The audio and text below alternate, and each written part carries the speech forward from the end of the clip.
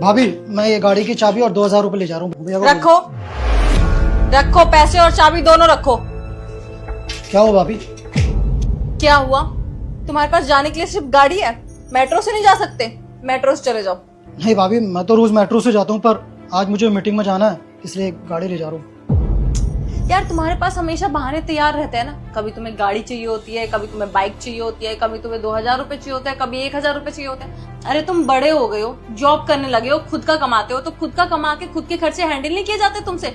जब देखो जब अपने भाई के पैसे पे ऐश करने आ जाते हो, पैसे मांगने आ जाते हो।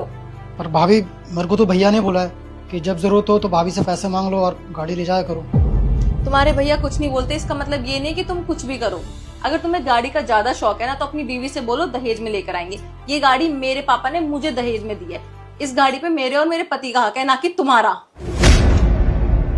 शताक्षी, सूरज, क्या हुआ? इतना शोर क्यों मचा रखा है? बाहर लिफ्ट तक तुम लोगों की आवाज आ रही है। क्या चल रहा है इस घर में?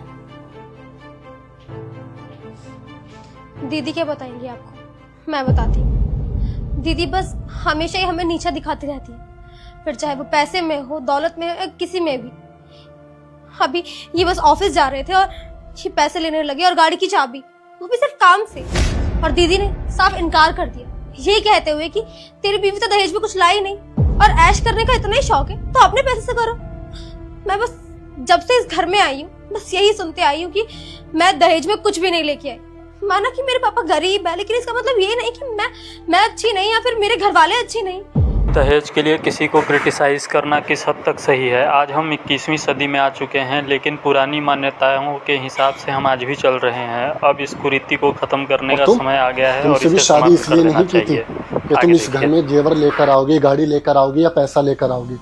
पापा ने इसलिए तुम्हारे यहाँ पर शादी की थी कि तुम एक अच्छे घर की लड़की हो।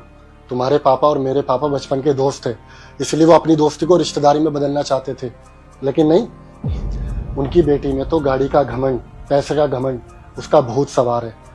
शताक्षी सुनो, अगर तुम्हें अपनी गाड़ी पर घमंड है ना तो ठीक है, आज के बाद मैं भी इस गाड़ी को हाथ नहीं लगाऊंगा, क्योंकि ये तो मेरे पैसों की भी गाड़ी नहीं है ना।